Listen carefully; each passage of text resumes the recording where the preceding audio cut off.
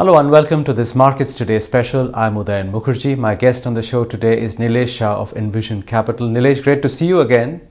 And before we talk about the markets, I want to start by talking about this googly which has come from nowhere, this long-term capital gains tax on debt mutual funds, and which has left investors in a complete tizzy. But what ramifications do you see it having on investor behavior or asset allocation at large?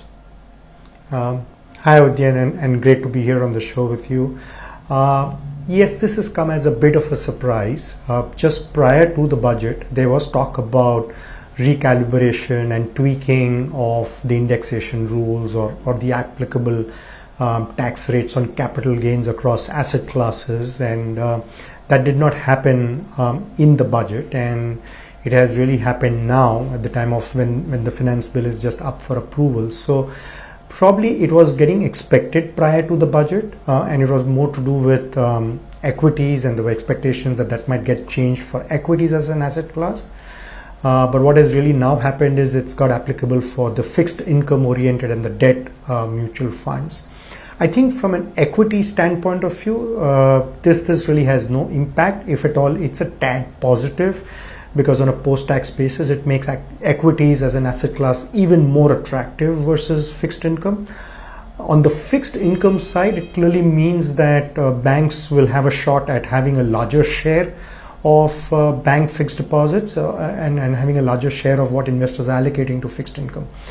So I think on the whole, it's neutral to a tad positive for equities, it's positive for bank deposits, and clearly negative for debt mutual funds, because the tax arbitrage which was prevailing now goes away with effect from 1st April. So that's the way I would look at it, that neutral to positive for equities, negative for debt mutual funds and other asset classes, and a big positive for bank fixed deposits. What you're saying is true for the moment, Nilesh, but is this not opening the door for eventually closing the long-term capital gains advantage that equity investors enjoy? But I mean, this was the expectation or the fear, as you said, before this union budget. It did not come through, but now almost through the back door, the fixed income asset or the loophole has been plugged. Do you think it's only a matter of time, maybe somewhere between now and the next budget, or at least in the next budget, that the equity long-term capital gains tax rates might also change?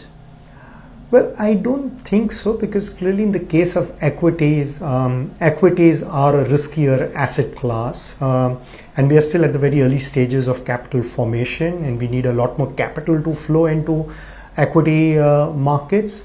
And given that equities are way more riskier than fixed income, I clearly believe that there is no case for upping the tax rates on equities as an asset class. There might be some bit of tinkering in terms of the time frames, that do you really think 1 year is long term, or do you think 3 years is long term?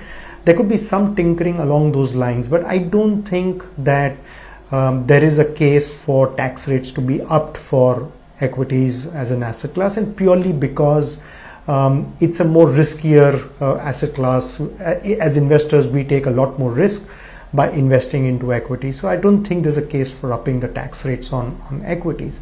What really has happened just now is just to basically plug the arbitrage which was there between different instruments of fixed income, which means the tax arbitrage which favored debt mutual funds versus bank fixed deposit. I think that arbitrage has got plugged. But I don't think that this will lead to an eventual upping of the tax rates on equities. What does it do for stocks of asset management companies, Nilesh? I mean, there are, in the listed universe, there are companies like HDFC Asset Management Company. As an investor, would your view on AMCs change, because debt or fixed income was a very large component of the income of asset management companies? Yes, this surely is going to impact asset management companies, especially in context of the new flows. But we have to keep in mind that for asset management companies, the existing base is going to matter quite a lot more. Debt mutual funds probably are about 15 to 20% for asset management companies. I mean, if one leaves aside liquid funds and other kind of instruments, but pure debt mutual funds is about 15 to 20%. And that base is not going to get impacted, because this tax change is prospective. It is for new units or new investments that you make after 1st of April. So it will affect new flows into debt mutual funds, but at least the existing base, I presume, will by and large remain intact. So sentimentally negative, it's negative from an asset accretion point of view, but I don't think it's going to materially impact the earnings for asset management companies. I think equities is a much larger piece, and I think what asset management companies probably will get more impacted is with the decline in NAVs of equity mutual funds, and that impacts your income a lot more versus what this change will do. So I think sentimentally clearly negative, but I don't think in terms of the actual earnings it's going to impact their earnings quite significantly. I think currently they have a lot more other issues to deal with. There are talks of the total expense ratio being either altered or the definition of that getting tempered with. So I guess they have that as a much bigger issue to deal with versus this issue for now. Okay. How is the market looking, Nilesh, to you now? Because there's been so much turmoil globally over the last few weeks about, first with Silicon Valley Bank and then with Credit Suisse, and now there is talk of Deutsche Bank being in some kind of trouble. At least that's what the stock market there is indicating. What's the end game of this? I mean, everybody has noted that this is not 2008. Regulators are aware of the risks and they're moving in a certain way. But, do you see this ending in an episode of a bad accident or something like that, which makes 2023 a very poor year for equities again? Well, there is certainly a lot more turmoil in the global marketplace and in global financial markets, and a lot more than what one could have imagined.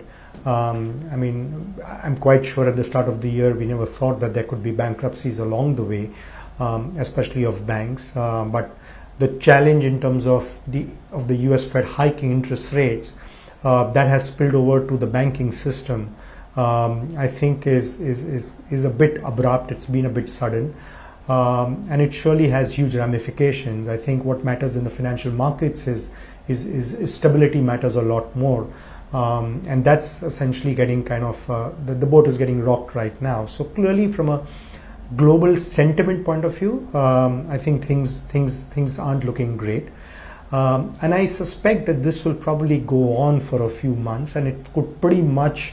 It has already taken center stage, and it could pretty much hog the limelight and impact sentiment for pretty much maybe another 1 to 2 quarters at least. We're already about 10% off. Our own markets are off about 10% from the recent highs. And it's quite possible that with the way the global markets are positioned and the way a risk off trade could further accelerate from here on, it's quite possible that we could probably correct another maybe 5 to 10%, which could pretty much take us to the lows of 2022. In June last year, we had gone to about the 15,000 plus on the Nifty, and I wouldn't be surprised if those levels were to kind of get revisited. So yes, it's going to be a lot more somber year, a softer year. It's going to probably be a year, at least for most part, which is going to kind of look negative. But it's quite possible that maybe towards the end of the calendar year, we could reclaim a lot of the lost ground, especially if things don't turn out to be too bad, or the US Fed decides not to hike rates further. If our own policymakers here decide to not hike rates further, then again, it's quite possible that the markets could stage some recovery towards the year end. But it looks like that it's going to get a little more worse from here before it starts to kind of look better. If the market were really to get down to those Nifty levels of 15,000, what's the best way to position yourself now, Nilesh? Do you think mid caps and small caps will get hurt more than large caps? Because they've already underperformed quite significantly. Do you see the underperformance there getting even more aggravated if the market falls another 10% from here? And conversely, the high quality, very expensive stocks, all those Asian Paints and Bajaj Finances of the world, they have underperformed very significantly over the last 1 year or more. Do you think that style of investing can come back into vogue again as people seek hiding places? Well, the high P space, I think is set for an extended period of underperformance.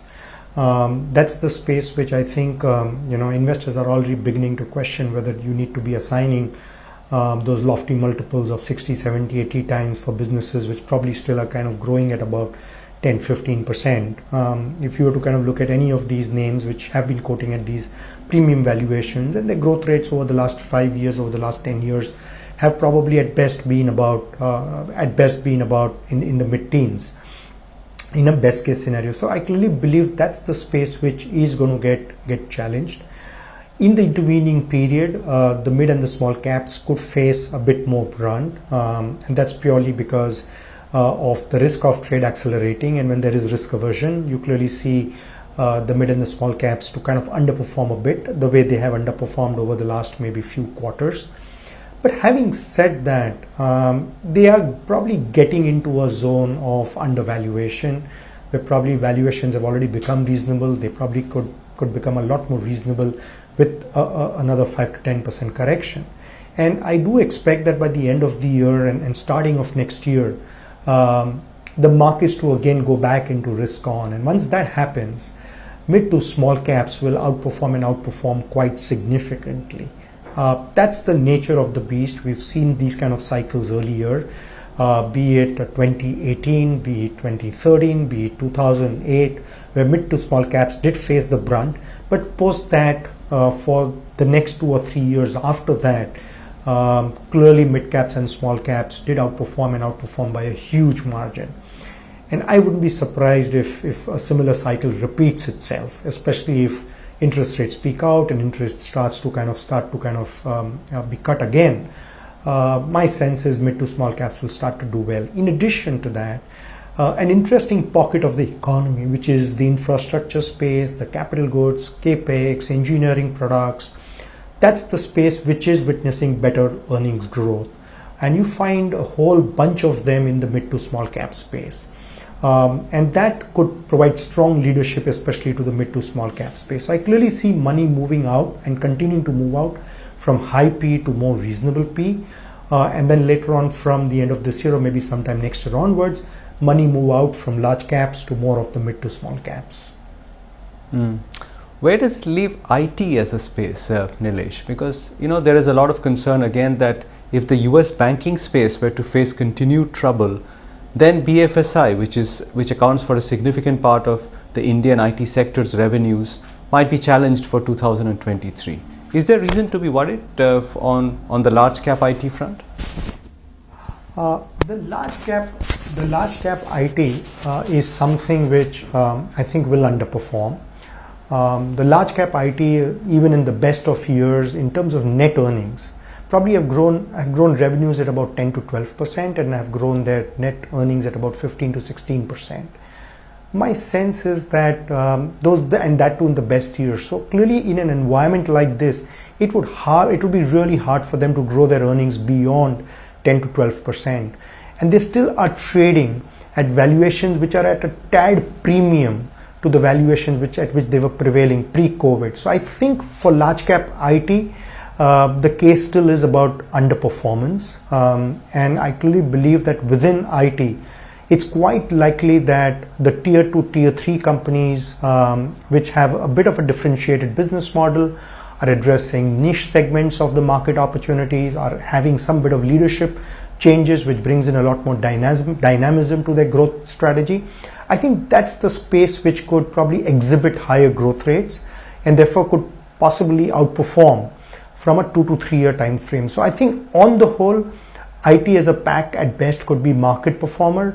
Large cap ITs could continue to underperform, and it's quite possible that post the next couple of quarters or so, the tier 2, tier 3 or the mid to small cap IT services companies could kind of start to exhibit strong outperformance over the next 2 to 3 years.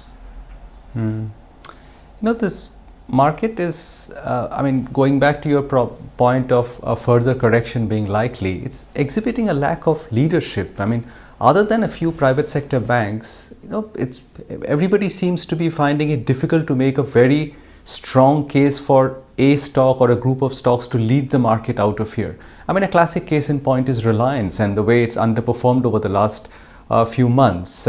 What's your sense of why Reliance is taking such a drubbing? Is it because of a realization that the new businesses are not as revenue or profit accretive as may have been considered earlier?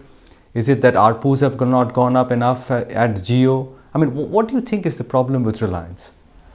Well, we own Reliance, so that's the disclosure. Currently, I think it's twofold. I think it's also got to do first with the underperformance of maybe Reliance started, I think, sometime around the middle of last year. And I probably, if I recollect correctly, that's when the windfall tax was imposed on all the excess on the excess margins that you made by exporting refined products. So I think when the windfall tax was imposed, that is when the underperformance for Reliance Industries started. And post that, Reliance has unveiled significant capex plans. So for most part, between 2020 and 2022, Reliance perhaps was a net zero debt company post the huge capital raising that they have successfully done in 2020, which delivered the balance sheet. They're back into the investment mode, and a lot of their businesses is going to require a lot of capital, fresh doses of capital for growth, and so they have kind of gone into a bit of an investment mode, and so the markets definitely does take some of these huge investment plans with a bit of circumspection out there. So I probably think that these would be the fundamental reasons because of which Reliance could be underperforming. But having said that, I think it presents a good entry point. The correction in the stock price has been quite significant over the course of last 6 to 9 months. And my sense is that it is giving you a great entry opportunity right now, especially if you have a more medium-term outlook. It's quite possible if the markets were to kind of correct from here, maybe Reliance could also correct along the way. But nevertheless, I think it does present a good opportunity to accumulate the stock over the next 2 to 3 quarters for a 2 to 3 year horizon. Can you say the same of any Adani group stocks, Nilesh? I mean, forget Adani Enterprises because that's a tricky one. But the fundamentally more solid ones like Adani Ports or some of the cement companies, ACC, etc., which have corrected in line with the controversy, have you as an investor had reason to look at any of those closely at all? No, then we have no investments in any of the Adani stocks. I think a majority of the companies which are there, they are essentially on the infrastructure side, infrastructure assets. So we're watching them very closely. We have no investments so far, but who knows? Post the market turmoil and with them addressing some of the deleveraging side, and if they manage to basically reduce some of the debt which rests in the balance sheets, maybe who knows? At some point of time, they might kind of look as a bargain. But we have no investment so far, and at this point of time, I don't think we will end up owning any of them in the very short term.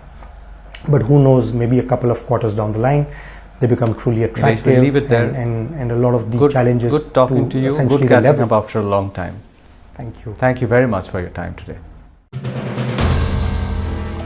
If you like the video, do like, comment, share and subscribe.